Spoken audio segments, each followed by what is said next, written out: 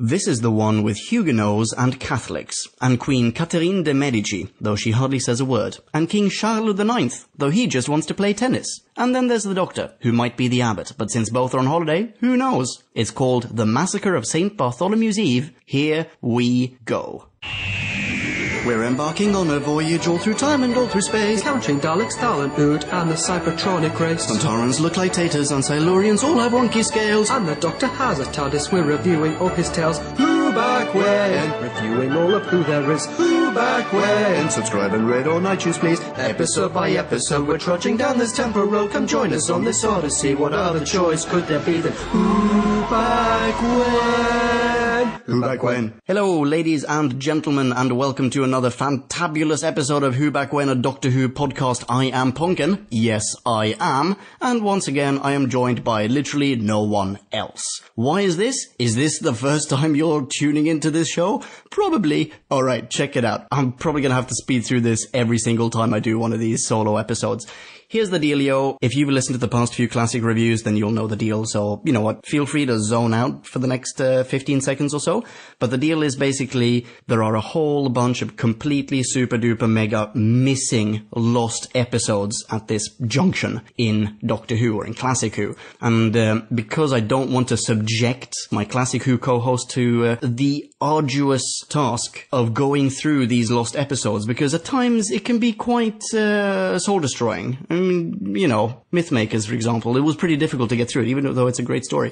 For that reason, I'm doing most of these lost episodes as solo missions. I will, however, just to clarify, I will be joined by some other people for possibly some of the lost episodes, but most definitely the still existing episodes leading up to, shall we say, Pertwee, when everything is still at hand. And in fact, the next episode, the next classic review that we're doing, it's going to be we're doing it as opposed to I'm doing it. I'm going to be joined by someone else, so that's pretty rad. If this is the first time that you're tuning in, feel free to listen to this whole thing, or if you prefer listening to the banter exchange between two or more people, you know what? Check out some of our other reviews. Either way, no judgment. Okie dokie, let's go on. Today we are reviewing...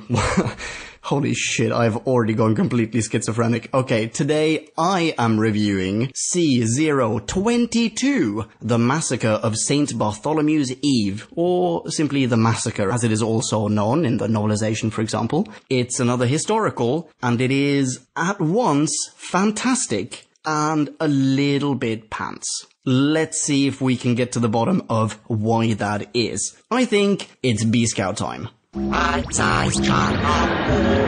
The Doctor and Stephen materialize in Paris in 1572 and almost immediately split up. Doc wants to meet an apothecary/scientist named Preslin and heads off in one direction, while Stephen is left in a tavern where he befriends a bunch of Huguenots. Then he, literally and figuratively, bumps into a servant girl named Anne, who has overheard a conversation between some Catholics in which they referred to the terrible massacre of Huguenots in Oissy, saying that it's going to happen again before the week is over. So now Steve decides to join forces with his new buddies to try to alter history to save them all. And, one final note here, just to make things really weird, it seems as though the Abbot of Amboise, one of the main guys behind the next purported massacre, looks exactly like the Doctor. Is he the Doctor in disguise? You'll have to watch the serial or listen to this podcast to find out. End of B-Scow. You are welcome. I hope that helps. Okie dokie, here's the deal. This is a 4-episode arc. All 4 episodes are completely lost. So what I've done, what I'm reviewing here, is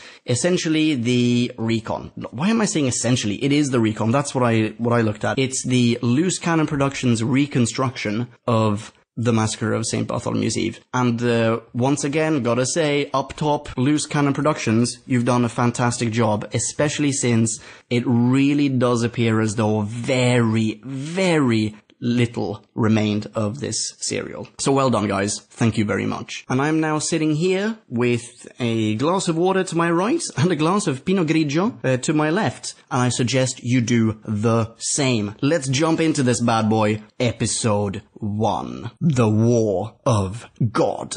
Doc and Steve materialize in France, scare the bejesus out of a young boy who looks like he may later have grown up to become Ricky Lake or someone, and Doc reckons they're in France, where gates are never opened and solely used for hiding TARDISes. Judging by the clothing of two chaps, Nicholas and, cue the most frequent French name in fiction, Gaston, though I suppose he could have been called Pierre or Francois maybe. Anyway, judging by their clothes, that I've already said anyway, the Doc deduces that it's the mid-16th century when a group of highly advanced apothecaries were active in Paris. Coincidence alert, guess where they are? That's right, Toulouse. I'm kidding, they're in Paris. We also get some historical context that won't make sense until a little while from now, in that Nick and Pierre don't believe in discretion and thus loudly announce that the Catholics are assholes and that they're annoyed by their activities. Cut to an inn where Nick and Gaston Pierre toast to the Protestant Henry of Navarre, and some other French dude counters with a toast to his bride, the Catholic Princess Marguerite. Nicholas starts spouting some rather well-written witticisms about the Catholics, and the other guy, Simon, takes offense. Simon, by the way, wears your run-of-the-mill giant collar, so let's just call him Frilly Collar, just to keep it clear. So, Frilly Collar bribes the landlord to spy on Nick and Gaston Pierre Francois, now officially identified as Huguenots, and tells him to report back anything Protestant and unsavory, shall we say. Frilly Collar leaves, and in step Doc Hammer and Steve Meister, now sporting period clothing, and now we get that one image that I'm guessing all of you who have Googled the serial will have seen, i.e. the image of them sitting down in a corner booth sipping wine. Though Lord knows where they got the wine from. They haven't ordered anything yet, so they must just be drinking people's leftover backwash. That is gross, guys. Absolutely gross. Anyway, they split up now, obviously. Doc wants to go hang out with the main apothecary dude, Preslin, and Stevesy wants to go sightseeing, but on his way out, Doc is seemingly recognized by someone just entering the tavern. So we already get a taste of this going to be a story of mistaken identities. And apparently Doc is then followed, presumably by the chap he nearly just bumped into as he left, and Steve Meister notices this. I say presumably because as far as I can recall, there's no mention of it in the recon, but there is on TARDIS Wikia, and Steve Rooney does bring it up shortly. Spoiler alert for 15 seconds from now. Yeah, let's press on. Steve wants to leave, then makes a friend in Nick, who pays for his backwash, and bids him to stay. Steve tells him all about the Doc being followed and whatnot. Shit, I just totally spoiled that for you 15 seconds ago, apologies. And even says the whole thing about the Doc being a scientist and wanting to chat with the head apothecary gringo. Bad idea, Gene, says Nick, and they start drinking. Transpires, you see, scientists aren't very popular among the Catholics. Bing bong, Doc meets Charles Preslin, who feigns being someone else, then comes clean, and then the two of them lunge into Germanological wankathon. Stevesy, Nick, and Pierre Baguette, meanwhile, are swinging backwash, and Stevie Rooney reluctantly mentions he was just in Egypt, then prepares to shoot off when we get an action cutscene. A young woman, or girl, crap, I can't even remember if she looked legal, whatever. She's being chased by the Cardinal's guards and escapes into the tavern, bumping into Steve as she does so. The guards head in after, but the captain of the guard is stopped by Baguette, who delivers some witticisms, unsheathes his sword, and pretty much implies that should the guards insist to see the girl, he will slice off their ass cheeks and pop them on a tartiflette. The guards abscond. And we learn that the girl was a servant of the Cardinal's who escaped, presumably because working conditions were rather poor, and or the Cardinal wanted her to bake more than one type of croissant, if you know what I'm saying. Sorry, I don't know what came over me there. Yada yada yada. The girl is nowhere to be seen now, but wonder if she'll turn up again later. Back at Preslin's herbal shop of medicinal wonder, we learn that the abbot of, I can't quite remember, Amboise, that's it. The abbot of Amboise, the right-hand man of the cardinal in Rome, is now in Paris and intent on hunting down all these heretic scientists. And Doc starts hatching a plan to influence the abbot otherwise. And in doing so, let's just make this clear, alter history. And let's put a pin in this that we will continuously refer back to. Blammo, let's go back to the tavern, where the young girl, Anne, now turns up and explains that the reason she ran off in a fright was because she overheard the captain and some other soldier gringos talk of another Huguenot slaughter in Vassy, where her father died in the last one 10 years prior. Blam! Cut to the bad guy's lair, by which I mean a really nice salon, presumably one of several in a humble, centrally located chateau with a little garden and a large library. I'm only assuming, of course, but these guys are pretty refined. There's bound to be a library somewhere, and an actual bondage cupboard. Bondage cupboard. There's something I gotta do. Okay, where was I? Alright, shit, I am actually losing my marbles. Yes, the bad guys, led by Captain Frillycollar, agree that Anne needs to be silenced, so Frilly orders his men to seek out any relatives she may have in Paris, because she might be hiding there. Bada bing, we're now back with Anne, Stevesy, Baguette and Nick. And the French guys give Anne directions to a hiding place while the landlord indiscreetly eavesdrops. Then Nick, I think Nick, might have been Camembert, I can't remember, gives Steve-O some historical context, i.e.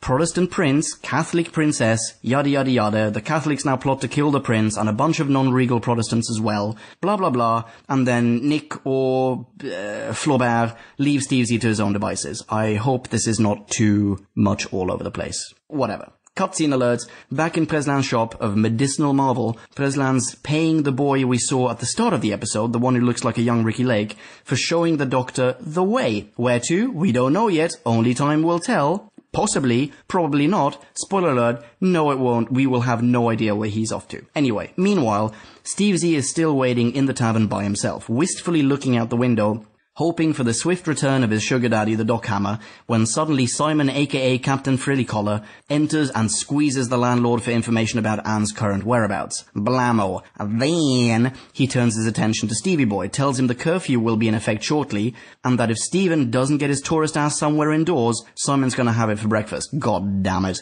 Then Nick reappears. Please bear in mind, he's been away maybe at a stretch 2 minutes.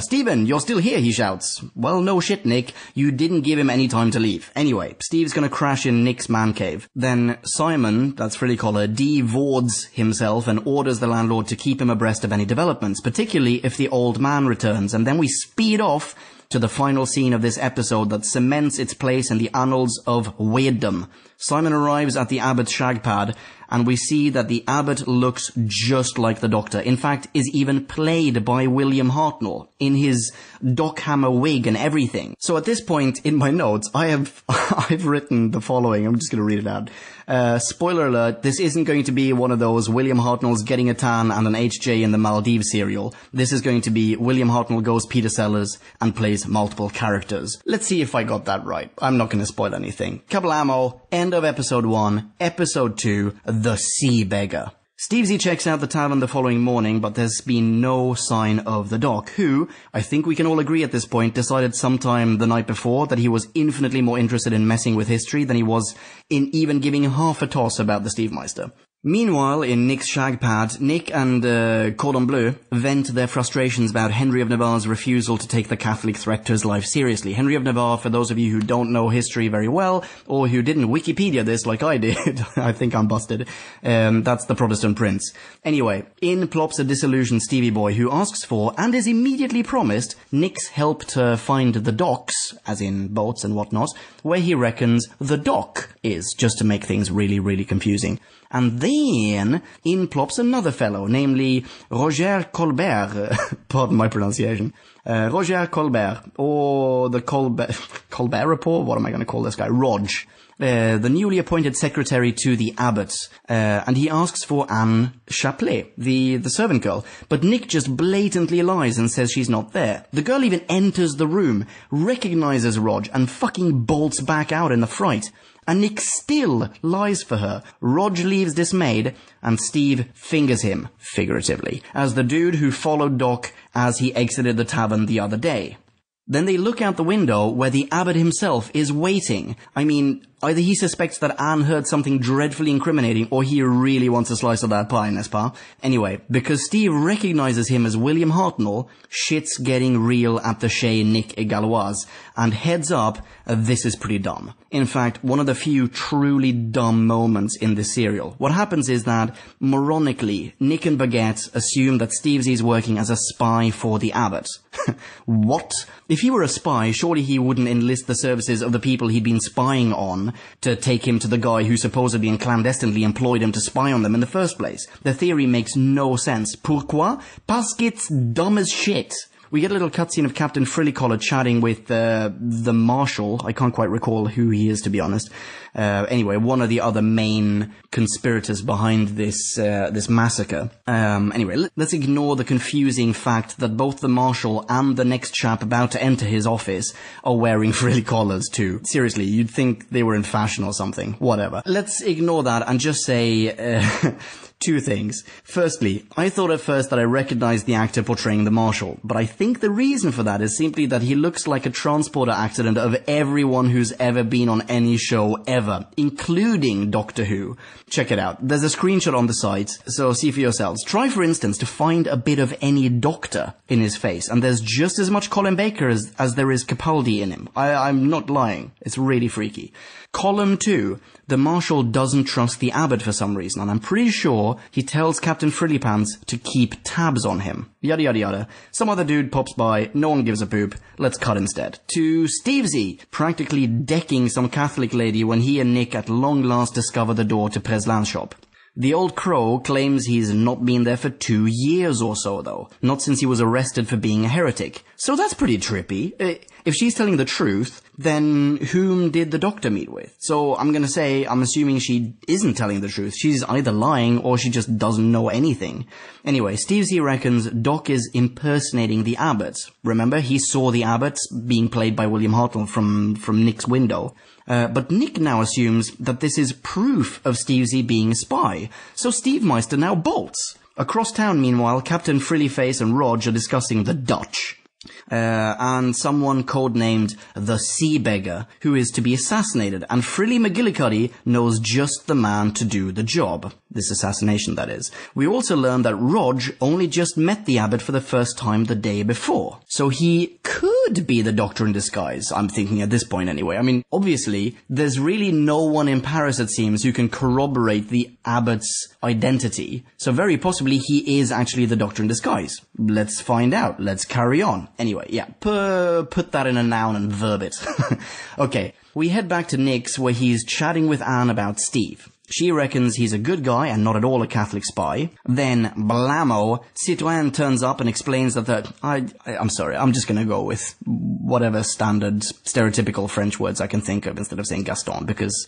You know what, frankly, I'm here by myself and I have to entertain myself in some way, right? Anyway, so Citroën turns up, explains that the Protestant prince has agreed to heightened security after all. So I guess they introduced that subplot to us earlier, just to screw with us. The subplot of him declining any kind of security. So that didn't pan out at all. Anyway, Nick and Pomme de Terre agree they know where spying Steve is now. Namely, with the Abbot of Amboise.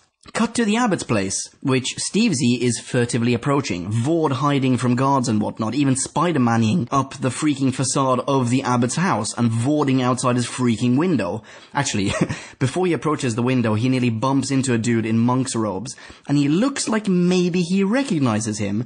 And I thought I did too. I thought it was Hartnell. That's, in my notes I've written, monk equals Hartnell ? But there is no indication of it in the recon, and there is no reference to it. Spoiler alert, there's no reference to this later on, except for the fact that Stevesy actually recognized him, or thought that maybe he recognized him. So this is, like, it's like they're dropping all these little hints and they're never gonna pan out. I mean, we've encountered this before on the show, obviously this isn't completely new, but still, it does annoy the crap out of me. Anyway, I really have to stop saying anyway. Turn that into a drinking game. Inside the apartment, meanwhile, the Abbot's apartment that is, are Captain Frillyface, Rog, and the Marshal. Remember? The guy who looks like everyone. Mashed together. As in, he looks like everyone mashed together. Captain Frillyface, Rog, and Marshal are not mashed together. You get what I'm saying. Anyway, they are saying, A, that the Abbot is nowhere to be seen, and B, that the Sea Beggar will be attending a meeting at the Louvre the following day, and that their badass assassin... Their badass ass in. Sorry, cracking myself up. Anyway, let's call him Danny Trejo to keep it simple. If I can remember to do that. He's going to fucking slice him a new aorta in his ass with some fava beans. Concluding words of the scene, the hit was ordered by the Queen Mother. Steve overhears all this and then scrambles off. And let's just take a tiny little moment to ponder what's happened here. He has just bumped into someone in monk's robes that he thinks he recognizes, and that, yeah, I didn't rewatch this episode, so I only have that first impression to go by, but I thought this was Hartnell. And we've also been led to believe that Hartnell is impersonating the abbot. I mean, we know that Hartnell is playing the abbot. That is to say, we've been led to believe that the doctor is impersonating the abbot. And we've heard that the abbot, whom no one can corroborate is actually the abbot, has suddenly just disappeared and no one knows where he is, which, by the way, spoiler alert, is not going to pan out. So he's just disappeared just as we've seen someone in robes scamper off. So everything at this point, everything, and I think you can deduce, if you haven't seen the show already, I think you can deduce what I'm getting at here, but everything is really pointing at the abbot really being the doctor, right? And he's just put on another disguise, he's affected whatever amongst disguise and then popped off again. Whatever. Alright, let's not even bother putting a pin in this, it's not going to pan out. Whatever. Cut to Nick's pad, where Steve now enters as though they parted on good terms. Starts rummaging through the desk like an idiot, is caught by Raclette, attacked by Galoise, this is the same guy, guys, refuses to sword fight with Latrine, and is eventually thrown out by Cravate without having had a chance to tell Moulin Rouge the news. Is that all clear? Did you just tune in? I'm talking about Gaston. Okay, moving on. Steve leaves, and Nick immediately enters. Do they pass each other on this pretty small set? Nope. And Nick is effing all ablaze when he finds out what a Schlemiel Tartuffe was for kicking him out into the street. Oh, and we learn that he, Jacques Tati I mean, is going to be at the Louvre with the beggar. I mean the prince. This is what we're guessing anyway. We're assuming the prince is the beggar, right? Because we've been told that the prince is going to be assassinated, presumably by the Catholics. So, whatever. Fuck, I think I maybe just kind of spoiled that for you. But whatever. Alright. We assume this is the prince. He's going to be there with the prince at the Louvre the following day. Cut to the street, where Steve Z is being followed by Anne. He realizes this, and surreptitiously leads her down what can only be described as rape central. One or both of them are likely to be violated here. I'm sorry, I don't mean to laugh at that. Anyway, it doesn't really seem safe at all. She follows, though. He apprehends her, and she explains that she wants to go with him. So now there's still no doctor, but at least Steve has a new companion. I guess, anyway. They set off towards the port. And we get a closing scene with some admiral, I can't remember seeing before, telling Nick that he convinced the king to go to war against Spain. This is historically interesting, but will not pan out within the confines of this show.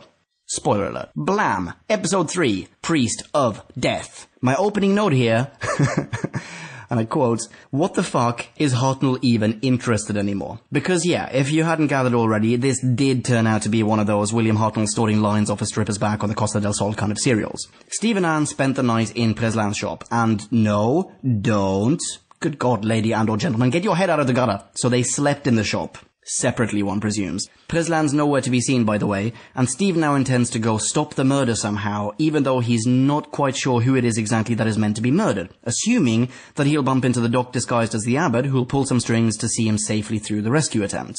But in order to do so, he'll need a disguise, as Anne explains, because otherwise Captain Frillyface will recognize him. So Steve steals a cloak and a hat, and says now no one will be able to recognize him. But I mean, what now? He's wearing the hat on top of his head, not over it, and he's slung a cloak over his shoulders. He's not changed clothes altogether. He's not wearing any other kind of disguise like a fake nose or a beard or an over-the-clothes merkin or something. Come to think of it, much like Ian before him, he must be sponsored by Gillette and appears utterly incapable of growing even a 5 o'clock shadow. So, whatever. We then get two fantastic cutscenes of the Marshal and his bonhommes meeting with Queen Catherine de' Medici and King Charles IX to discuss the potential war with Spain. Why do I say that these cutscenes are fantastic? Glad you ask. There's more than one reason. Care to guess how many reasons there are? That's right, there are two. Number one, they're super well written, and suddenly, for the first time in the serial in fact, they feel really adult and, like, serious. The humour lies in clever witticisms, and the substance of this interlocution lies in the actual down-to-earth real politics of war. Basically, they're talking about how to finance it. Number two, the king and queen are amazingly poorly written.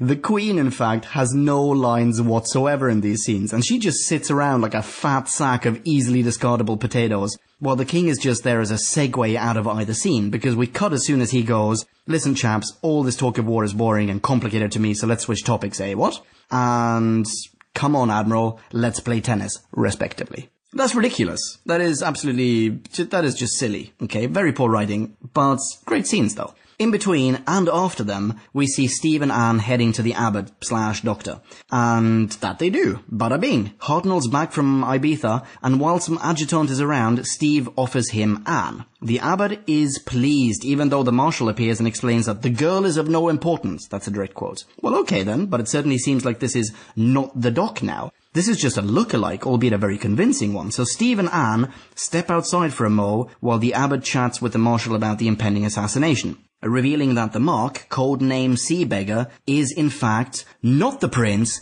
but the Admiral. Steve overhears this, and he and Anne exit stage left to Nick's love shack and tell him all about it. Whereupon Nick just immediately bolts to the Admiral's rescue. Blam! Literally, we get a super long scene of the assassin lurking in a window with a musket or whatever as the Admiral walks down the street. Then, whammy, Nick arrives too late. I'm sorry, I'm laughing because literally nothing is panning out here. It is fantastic. The super professional hitman, by the way. This freaking Jean Reno as Leon. This Edward Fox as the Jackal are rolled into one of this story. He shoots the Admiral. In the arm. Sorry, I didn't quite catch that. In the arm. Come again, please. I think the fridge is humming or something. I still can't quite hear my past self saying that. Okay, just to make this clear, he shoots him in the fucking arm. Really? What the shit? This is what all the fuss was about. I know I've been speeding through this serial, but this is almost 3 full episodes into the thing. This is, okay, sorry, that's not 3 full episodes. This is 2.5 episodes into a 4-episode serial. We have been hearing about this assassination by some professional assassin since almost the very first instance. We've heard about people trying to rescue the guy being assassinated. The guy is too late to thwart this assassination attempt. But on top of that, the assassination attempt is a failure. So I'm sorry, I cannot stop smiling at this. This is ridiculous to me. Nothing is panning out. The assassination isn't working out. The rescue attempt isn't working out. All of Steve's efforts have been for nothing because it didn't matter in the end anyway, because the Admiral was going to survive, so it doesn't really matter. And by the way, spoiler alert, it doesn't even matter that he survives because later on we find out in kind of a little slapdash comment that he's going to die anyway. So, it is fantastic. Anyway, so he's been shot in the arm, and I'm not very impressed by that. Though I suppose back in the day you could quite easily die from a wound like that. I mean, flipping Barry Lyndon lost his leg in a duel after all, right? Moving on. We now get a scene in which the abbot and the marshal are informed by Rog that the assassination attempt failed. And the marshal says something here that's... what the heck? We haven't had a soundbite in a while. 343, what do you say? Soundbite? Soundbite?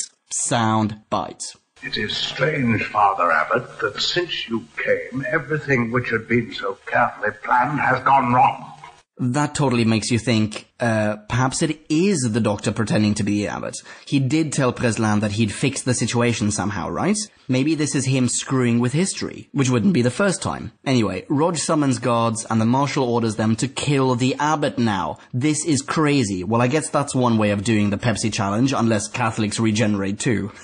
Cut to the king being told about the assassination attempt by, I can't recall whom now, and the queen, as usual, just keeps stum. Actually, she tells the messenger to come in, and that's it. She even leaves the room halfway through the message. Women, right?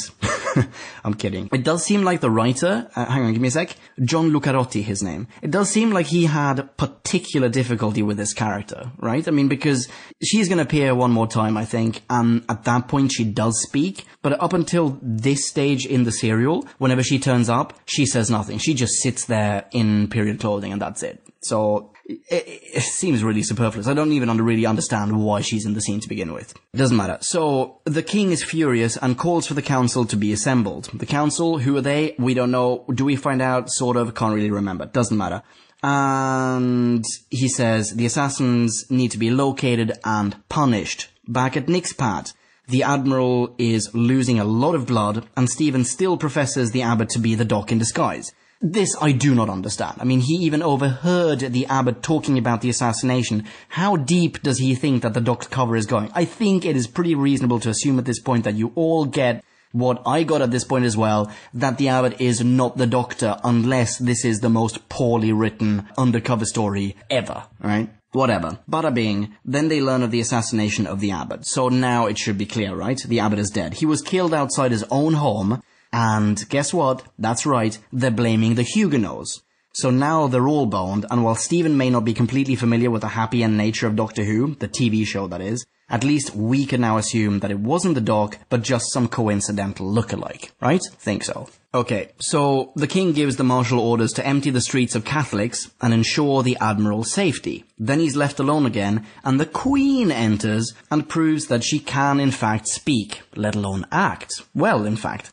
And here's something I didn't quite catch. Pretty sure she tells him that the Marshal was behind the assassination attempt, and that he, that is to say, the king, should be pleased because the Huguenots all just want to kill him and replace him with Henry of Navarre, the Protestant prince. I think that's what happens. I'm not entirely sure. If anyone knows any differently, just let me know. Put a comment on the website. Alright, outside the abbot's house, meanwhile, Hartnell's lifeless body remains on the ground, and a bunch of people has congregated around it to shout mean things about Huguenots. Steve Z pops up and inspects the body, is still totally convinced that it's the Doctor's, and is then, as we wrap up this penultimate episode, chased down the street by the bloodthirsty mob. End of episode 3. Episode 4, the final episode of the serial, Bell of Doom. It really does feel like I'm speeding through this. I don't know if I am. I know I speak very quickly. Sue me. Anyway, ding dong, Steve Z and Anne rendezvous in Preslin's shop. Still no sign of Preslin, by the way, who very possibly has actually been gone for 2 years, in which case I still don't know whom Doc met with.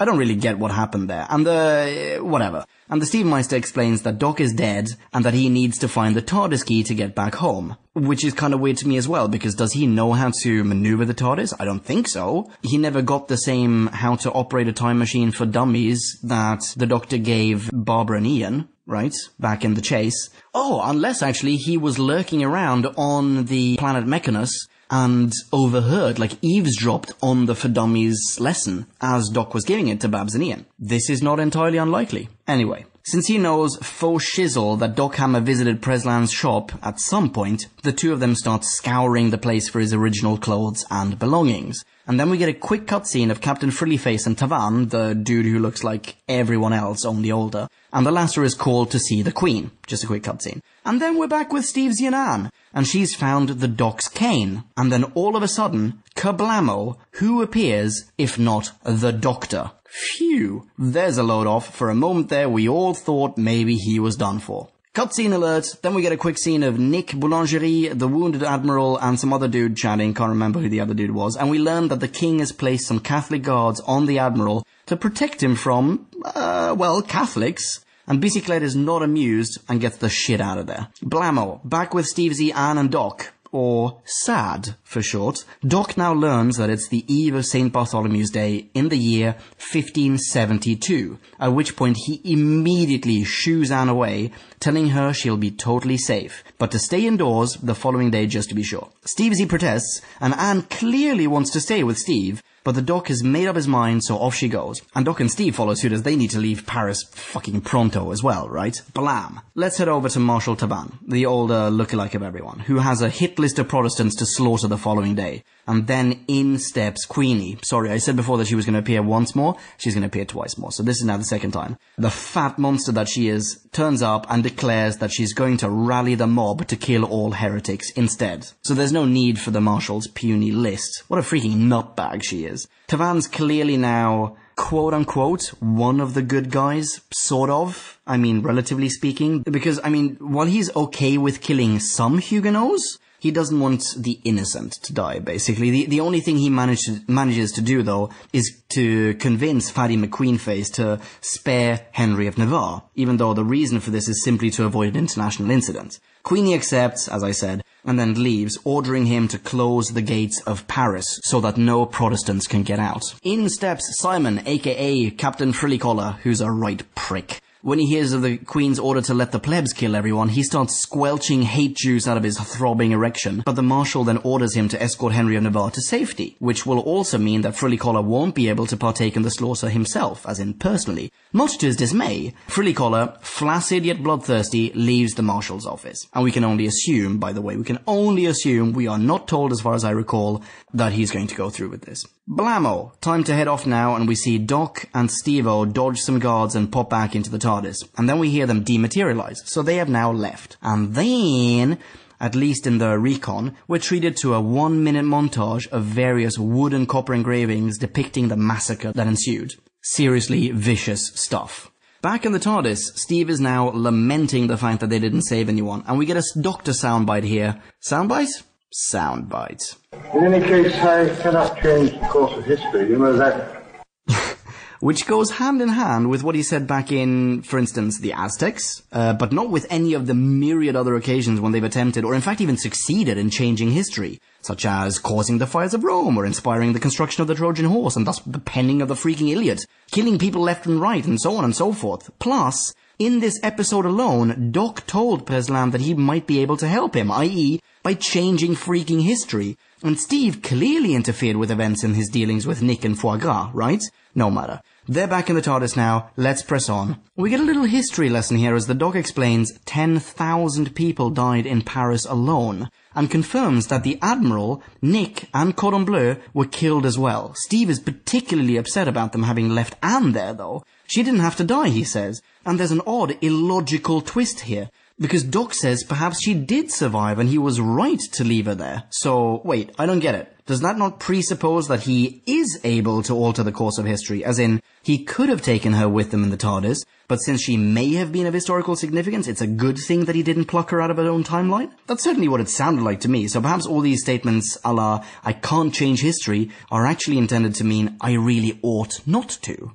Pretty interesting observation, though I say so myself, n'est-ce pas? Well, I'm saying that because it's in my notes for this point of the episode when I saw it that first time. But in a mo, spoiler alert, it'll actually be confirmed. So let's put a pin in that. Pin time! Anyway, Steve is appalled and vows to leave the TARDIS wherever and whenever they arrive next. That's a shame, I think. Cut to some actual video footage as they materialize. Steve, gets on the scanner, and the TARDIS doors open, back to still images again, and Steve reaffirms that his mind is made up, and he steps outside into what in my notes, and I shit you not, this is freaking worth a pin, I've got down as, quote, what looks like it might be South or West London circa 1966, end quote.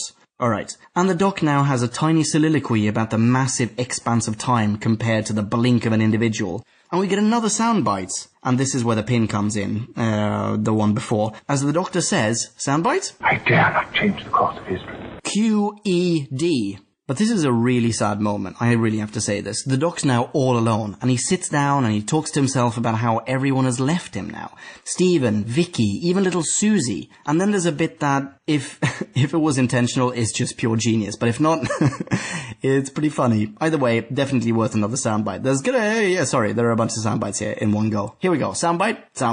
This for Barbara and Chesterton. How appropriate is it that he gets Ian's name wrong? That's just fantastic. And I'd like to think that it was scripted. And then, whoa mama, do we get a revelation. Doc says, perhaps I should go home. Back to my own planet. But I can't. Holy frack, the hairs on my arms stood at end when I heard that. Absolutely a first on Doctor Who. So far, we've not heard any of the Doctor's Gallifreyan backstory. This episode is worth watching for that statement alone. Cut to outside, where a familiar-looking girl is running, according to the recon, across Wimbledon Common. Remember I said the sliver of the outside that we saw when Steve disembarked looked like South or maybe West London? Wimbledon is in freaking Southwest London. Man, I'm good. Alright, so that's one pin taken care of. So this girl, she runs up to the TARDIS and enters it, thinking that it's a police box. And then she asks the Doctor where the phone is, because there's been an accident or something, and she needs to ring the police. And even when he tells her repeatedly that she should find another police box, she insists on asking freaking over and over again where the phone is. Also repeating, but this is a police box, innit? What the shit? She's just run into a small wooden box only to find it infinitely bigger on the inside, full of futuristic gadgets, emanating an odd fucking hum, and manned by an eccentric older gentleman. How the balls can she still assume it's just a police box? This girl is already getting on my nerves, and her accent, which, although I can't place it, Normally when I hear it sounds really charming. In her case, it just makes her seem even less intelligent. Okay, another weird thing here, or a first on the show rather, when she assumes that the doc is a policeman, even though why the fuck would he be one? I mean, hang on, I'll get to that other thing in a sec. I'm still annoyed by this goddamn idiot. Doc's not wearing a uniform. He isn't acting like a policeman. Freaking police boxes were not police stations. They were just phone boxes. Even if it weren't for all the gadgets and the dimensional discrepancies and the hum and the fucking obvious fact that this is not a regular police box, it would be more likely, I think, to assume that a homeless crazy person had taken up residence inside the box than that a lazy slapdash geriatric clearly beyond retirement age policeman without a uniform should be manning it and not reacting to an emergency. Fuck this girl. Okay, so, what I was going to say before, the other weird firsts, whatever. The Doctor introduces himself as a doctor of science and as a time traveller. But scratch that second bit, we already knew that, he said that. But the first bit, a doctor of science, that has not been mentioned before. Only in the non-canonical Cushing movies does the Doctor have an actual doctoral title, or in any event self-identify as a doctor as opposed to the Doctor. Pretty cool, no? Don't think so? Just me? That's okay, agree to disagree. Right, so Stephen gets back on board the TARDIS now too, and tells the Doc that 2 police officers are heading towards them, and Doc immediately dematerializes the TARDIS, and weirdly, Stephen is the only one who has a rational reaction to all this. He sees the girl, oh shit, I hate her, and goes, "Do you not realize you may never get back home again? We're traveling through time and space." And he is appalled by the Doctor's thoughtless abduction of yet another young girl. Seriously, have you considered that, by the way? The Doctor travels around space-time, abducts young girls, and dematerializes before the police arrives. He exhibits almost all the characteristics of a predator. Okay, whatever. The Doctor thinks he did the right thing, though, because they didn't want the police to storm the TARDIS after all. No, of course not, Doc. They might find all the other oiled-up remains of girls you've picked up over the years, right? And, okay, moving on, he adds, the new girl looks just like his granddaughter Susan. Very weird. Even though, I suppose it's not entirely untrue, although Susie was cuter, by the way. But this is kind of a weird observation, like, oh no, it's fine, we've kidnapped this girl now, we don't know what her story is, what her, like, historical context is, we have no idea. For all we know, she is just as likely to be important to history as Anne Chaplet was back in Paris, right? We have no idea. But because she looks kind of like his granddaughter, the whole thing is okay. That's really weird. Anyway, we also learn now that the new girl, in terms of being told about the TARDIS, will go from incredulous to indifferent in about 5 seconds. And also that she's an orphan who lives with her aunt who apparently wouldn't give half a shit if she never saw her again, so problem solved and abduction justified. She introduces herself as Dorothea Chaplet, Dodo to her friends, and Stevesy and Dockham both assume that she's the great-great-great, etc. granddaughter of Anne Chaplet. Meaning Anne did survive the Massacre of St. Bart's back in Paris. And that's it. Dodo insists on not being called Dorothea, Doc is thoroughly amused, and Steve Meister apparently has unleft the TARDIS. So that's another thing that never panned out. End of serial. You know what? I'm gonna break for another glass of wine and a Lucky Strike, and then I'll be back with a mini review. I'm back. Okay, where to start? First off, what a fantastic historical. There is action and suspense, a plethora of believable, relatable characters, for all I know, historically accurate. And I know I did the whole most frequent French words in place of Saint Gaston thing, but there were far fewer stereotypes in this one compared to, say, Reign of Terror. Production value appears to have been marvellous, with gorgeous period costumes, interior shots of offices and apartments and so on and so forth. That is the superficial bit. Plot-wise, I both love and not quite hate, but not quite love either, this one. I mean, this thing is so elaborate, what with the abbot and the queen and the prince and the 54 other characters working and conspiring against each other and so on and so forth, but that almost makes this a better historical than a Doctor Who serial. I mean, where was the flipping Doctor? I thought at first that he'd gone on holiday, then that he'd played a different character, and then he went on holiday after all. Most of the weirdo, complicated subplots of this serial never come to fruition. Doc left to meet with Preslin. Then, through poor writing, we find out that Preslin was arrested ages ago, or never explained, and that doesn't pan out. Doc tells him that he'll see if he can help. Doesn't pan out. He leaves to do something, clearly, but in the end we're never even told where he's been all this time. All of the plotting to assassinate the Admiral, nada. He survives, okay, and then we're told he perished with the rest of them later on anyway. Okay, doesn't pan out.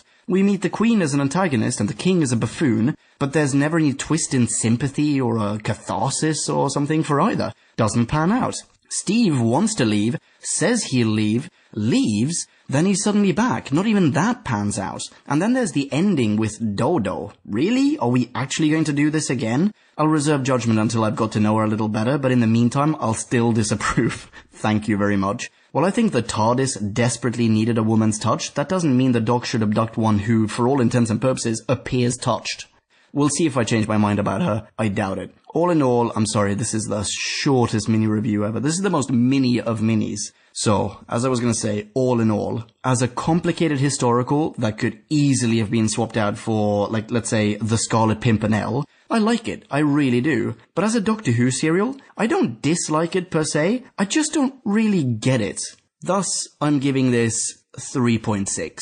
Really sorry, it's a great serial, but I have to deduct marks for it not quite being Doctor Who. 3.6. Listener minis. And we've got 2 fantastic mini-reviews. Thank you so much for sending these in. The first one comes from Gallifreyan Buccaneer. Hello again, Alan, how are you doing? Everything good? I hope so. Alright, here we go. Alan says, wrapping up what I like to call the First Doctor's Death and Loss trilogy is the Massacre. That's right. Holy shit, Alan, I'm sorry. I said I was gonna bear this in mind and point this out. I never did. I will do so after reading your mini. Here we go. He goes on. Or The Massacre of St. Bartholomew's Eve, if you want to be pedantic. Another favourite of mine that has to be watched in sequence with both the Mythmakers and the Daleks' Master Plan to truly be appreciated. At the end of the Dalek Master Plan, we have both the Doctor and Stephen haunted by the loss of Katerina, Brett and Sarah. The TARDIS team has returned to 2, not seen since we first met the Doctor and Susan.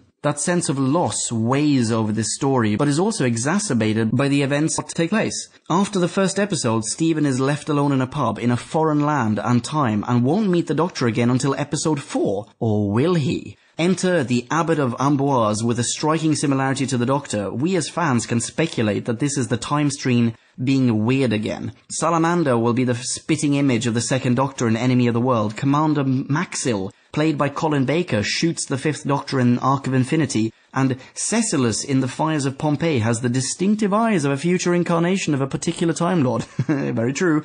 Also, gotta say, the second Doctor and Colin Baker reference, totally news to me. I had no idea. This is very interesting. Okay, he goes on. The problem with this serial being a recon is that we are unsure if the Doctor is impersonating the Abbot, as Stephen assumes, or that he's a completely different individual. A good topic of discussion, but irrelevant to the story in the end. The Doctor returns in episode 4, telling Stephen that they have to leave. Stephen can't decide whether to take his new friend and possible future companion Anne Chaplet with them, and in the end decides to abandon her to an ultimately grisly fate. Once again, we have the loss of potential of a future companion, and here, even more so than the Dalek Master Plan, the Doctor has failed to save anyone. He states once more that you can't change history, something I touched on in The Mythmakers, where he himself does so, admittedly out of desperation, but it leaves a bitterness against the Doctor, that he can change history to save his own skin, but Stephen can't save the innocent Anne. So when Stephen is so disgusted with the Doctor's actions and threatens to leave this death-filled adventuring, it's hard to argue with him. That's very true, but I'm not entirely sure I agree with you 100%, Gallifreyan Buccaneer. Let's put a pin in that. Okay, he goes on. It's all the more poignant as we as viewers feel frustrated that after the events of the Dalek Master Plan, Stephen decided to hold his trust in the Doctor throughout the massacre. Friendship and trust is broken, and it's heartbreaking. The contemplation of the Doctor alone for the first time in his TARDIS is one of my favourite scenes in all of Who. Hartnell's acting is superb, as far as we can tell from the audio, and hammers home how alone he can feel away from his home and his race. So out of all this death and loss comes hope in the form of Dodo Chaplet. Her surname implying that Anne did survive the massacre, coupled with her youthful energy and lack of puzzlement, bring fresh air into the stagnant TARDIS. Stephen returns to the TARDIS, the Doctor has a granddaughter figure to dote upon again, and the team set off to a brighter future. The Massacre gets a 4.5 out of me. Holy Jesus balls, Gallifreyan Buccaneer. 4.5? Really? Really? Okay, alright. I see what you're saying. This is, once again, thank you, by the way. Thank you so much for sending it in. Once again, you've sent in a fantastic review, and it is very insightful. But there are a few points here that I think, to all those who have, been listening to me ramble on for, what is it now, like an hour, just under an hour, you probably know exactly what I disagree with. I don't think that the Doctor truly says that he can't alter history. I think he really says that he shouldn't. I mean, he does make it very, very clear that maybe Anne could have been of historical importance, and therefore, had he rescued her, he would have been changing history. And that I understand. Like, okay, fine, he did the right thing in not changing history, but in doing the right thing in not changing history, that implies that you are able to do the wrong thing and in fact change history. And later on in this very same serial, he does change history in taking Dodo with him, right? Also, I don't know if you've maybe listened to an audiobook version of this, or if there is a novelization of this, and I cannot claim to know either. I have not listened to an audiobook. I have not read the novel. In fact, I'm going to guess that JD has. JD, speak up. If you've read it, let us know. Put a comment on the website. But is there actually any doubt as to whether the Doctor is the Abbot, or if the Abbot is just someone who looks the same? This is supremely interesting and complete news to me. I realize that I'm a total Who rookie in saying this, but it is news to me that Troughton and Baker, Colin Baker that is, turn up later on in other characters, in other roles, and actually interact with the Doctor of the time in that other role. I'm guessing you're right. I think that's exactly what happens here, but I don't think there's any ambiguity. I think it's very clearly not the Doctor. I mean, he dies, for God's sake. And I think this is now down to bad writing, because we never find out what the Doctor's been doing. Thank you so much. Thought-provoking review. 4.5. Holy Jesus balls. Which is a weird thing to say in an episode, in a serial that concerns Catholics and Huguenots. But sorry anyone who's religious out there and who thinks that I'm blaspheming left, right and center. But wow, dude, seriously, 4.5, you have a huge freaking heart. And I said I was going to point this out. I'm sorry I didn't point this out during the actual, Maxi review. But yes, the theme of loss. It is certainly, I mean, I haven't seen the next serial, so I don't know what that's going to be like. But I'm going to take your word for it. This is certainly, it's not just a continuation, it's a culmination, if nothing else. Okay, as I said, I haven't seen the next serial, so I don't know. Maybe it culminates later on.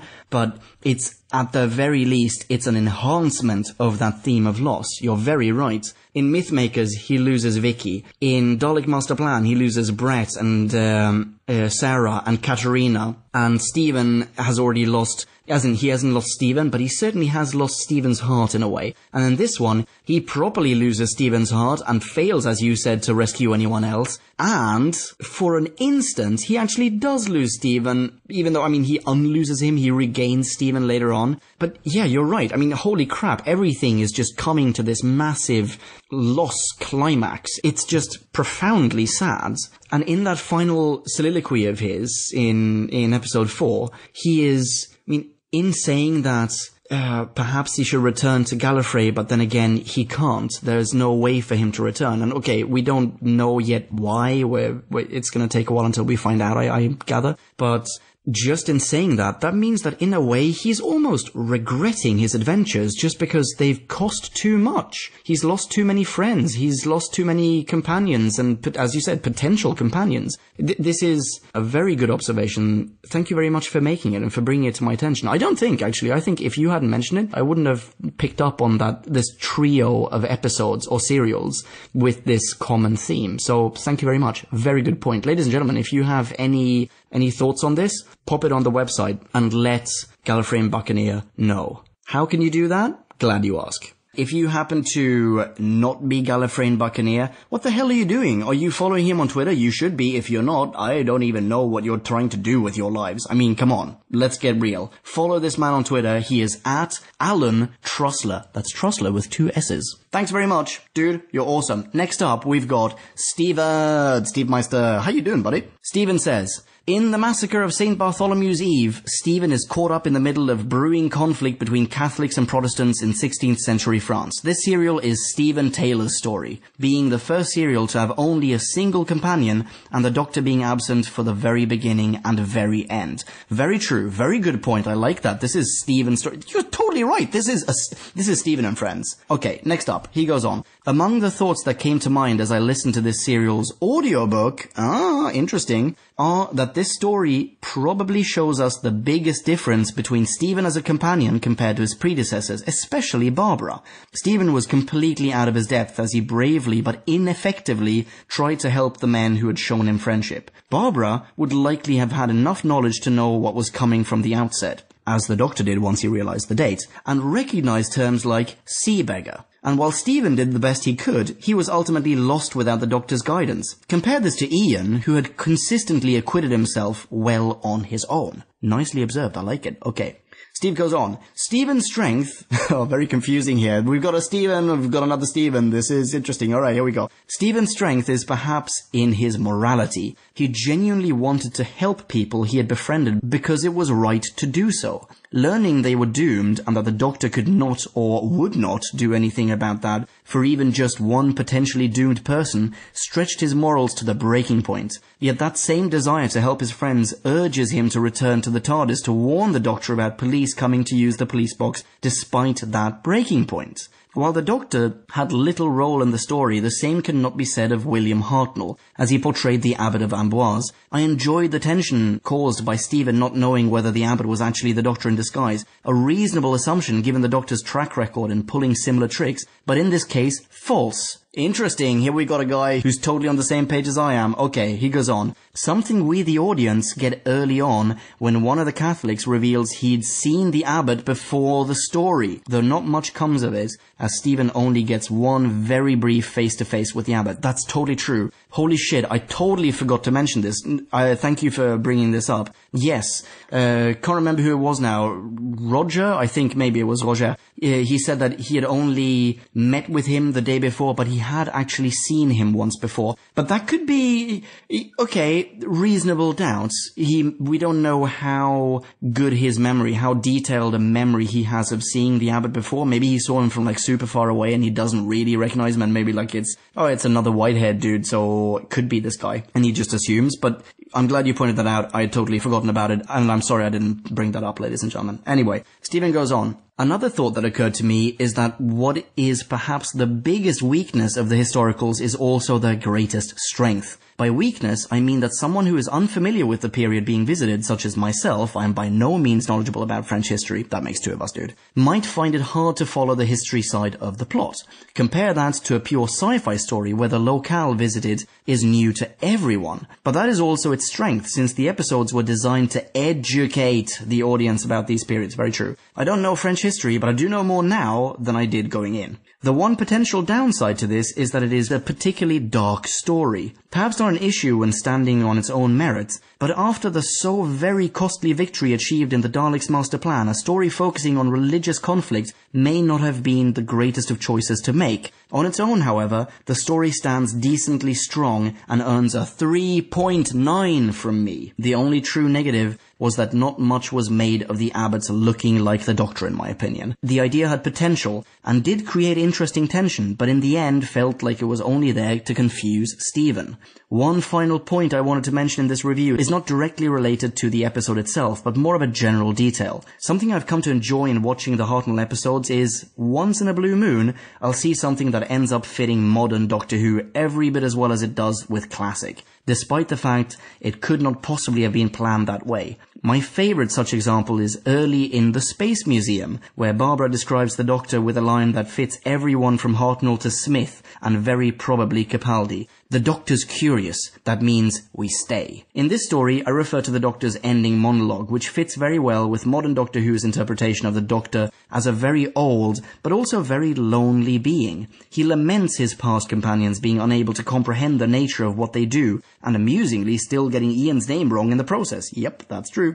Despite the usual outward grumpiness, he seems thrilled that Stephen returns and that Dodo has gotten herself hijacked, but has no issue with going back home anytime soon. I don't know if the modern day showrunners drew anything from this scene or not. Regardless, I'm sure there are modern Who fans who will have seen their doctors in that part of the episode. Very true, good observation, and seriously, that is incredibly true. The loneliness, the fact that he is, especially during the phase of modern Doctor being the last of his race, there is no hope of ever finding Gallifrey of just the assumption that there's no one else left, and very possibly he is to blame, that echoes everything that he says in his soliloquy at the end of episode 4. Very good point. Stephen, thank you very much. Awesome review. Your points, very much more along the lines of my points. So, I can't fault you for that. Thanks for sending it in. Ladies and gentlemen who are not Stephen, are you on Twitter? Great. Are you following him? Awesome. Wait, I think I heard someone out there say they weren't following Stephen? That's insane, man. And or woman. That's crazy. You need to follow Stephen. He is at sgamer82. That's 82, the number. And that's it. I think that concludes the Who Back When take on C022, The Massacre of St. Bartholomew's Eve. Thank you so much for listening, ladies and gentlemen of Podcast Land. If you've enjoyed this, please let the world know. You can do so in many different ways. How about this to start with? Pop on over to facebook.com/whobackwhen, all in one word, and give us a like, add a comment, tell your friends to like us there as well and to check us out. If you're subscribed to us on iTunes, that's great. If you're not, please do subscribe to us on iTunes. And while you do that, why not leave a rating and review? In fact, I'm going to say this right now. The next time we record an episode, anyone who's left a review, I'm going to sing a song for you. I'm going to get whomever I'm doing that episode with. I'm going to get them to sing along with me. So please do head to iTunes, leave us a rating and review. It would be massively appreciated. Thank you. If you're not on iTunes, don't worry. You can still listen to the show. Check it out on whobackwhen.com, where you can stream everything. And while you're there, why not check out the visual index, which is constantly being populated with more and more aliens, creatures, spirits, companions, allies, historical figures, pop culture celebrities, as and when we encounter them in Doctor Who on Who Back When. So check that out. Where else can you find us? Anywhere you like. We are on Reddit, we're on Google+. Check it out. Who Back When, most often in just one word. And finally, if you've enjoyed listening to me for an hour, or an hour and a bit, I'm not entirely sure, I haven't checked the timer, then why not follow me on Twitter? That's right, yeah, hit me up with a hello and a high five on Twitter and I will hello and high five you right back. You have been a delight, ladies and gentlemen. Thank you so much for sticking around. The next classic review is going to be The Ark, which, as I said at the start of this episode, I will not be doing as a solo cast. There are going to be 2 of us. Yeah, so look forward to that. The next New Who review that we're launching is going to be The Empty Child.